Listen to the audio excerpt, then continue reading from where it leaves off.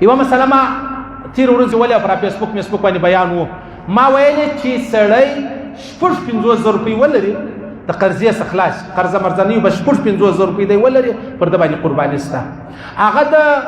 چاندي حساب په هغه وخت کې په 1050 که 70 ولو هغه توله چې کومه ده نن ورځ تقریبا 10,000 روپۍ پر کړي نن و در روانې هفتې بیا نه یم په خبر کله پورته سو بیا پورته خبره ده یعنی تېر هفته کې زموږ بیانونو پر دې باندې و 50,000 روپۍ چا درلودې قرباني ورباندې واجب نن ورځې ریټ تر شی یم د نن ورځې د سبا هغه نسم درته ویلی د را روانې جمعې هم نسم درته ویلی د قربانۍ د ورځې هم نسم درته ویلی 500,000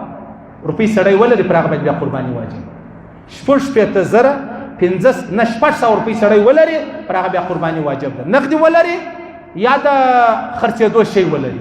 اوس ریړۍ والا دی دکاندار دی په دکان کې مال لري صحیح سلوم نقدي روپۍ نه لري دغه مال د چې هغه د 600,000 روپۍ دی یا د 80,000 روپۍ بیا پر د باندې قرباني چې دغه واجب دا یو خبره خالتي په یاد لري دا ما تېر جمعه کې تېر وخت کې کړې ولا نو فیسبوک کې هغه خبره چلیږي بیا به یو سړی وایي یاره مولوي صاحب مولوي دا ویل نن دا ویل و د هغې ورځې ریټ هغه ولو د نن ورځې ریټ دا دی د بلې ورځې بیا خبر نه یم چې هغه ریټ به څنګه یي بیا یوه بله خبره به درته وکړم عزیزانو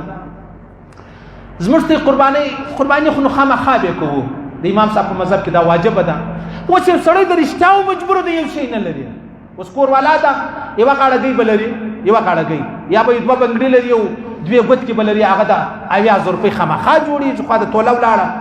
10 ګرامه ولاړو په 100 روپۍ سلو نو خامخا ده د 80,000 روپۍ جوړېږي اوس څه چم وکړو او په کور کې ورپې نه لري څه چم به سړی کوي زه عزیزانو نعوذ بالله نه چم کوم نه دوکه کوم نه د اسلام سره نه تی سره خو زما دا مجبورۍ ته فکر دی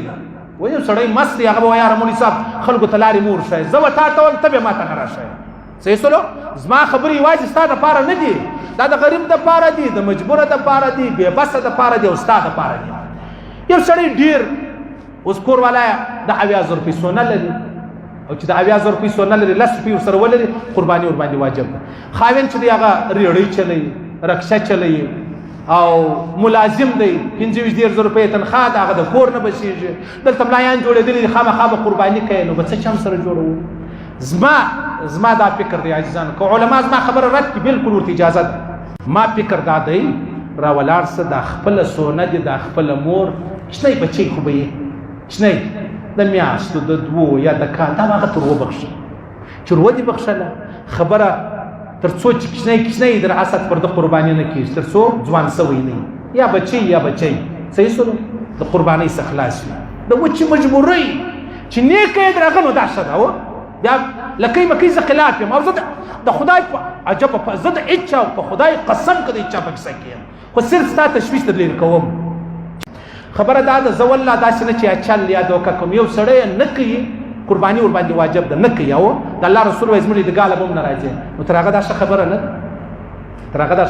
ده نو چې دا نو ګزاره به کوو یا یوه ښځه د خاوند یوه قرباني کوي صحیح سلو و ښځې هم قرباني خامخا غواړي او د ښځې ورپسته نه نو دا کور والا د خپل خاوند ته دا سونه ور وبخښي د رښتیا دې ور وبخښي ور ودې بخښي بس نو قرباني به یوازې دلته د جنجاله به سړی خلاص صحیح سلو خیر الله دې ویل اولادل قبول منظور وګرځي الله دې موږ ته قرباني توفیق راکړي الله دې دا قرباني د الله د رضا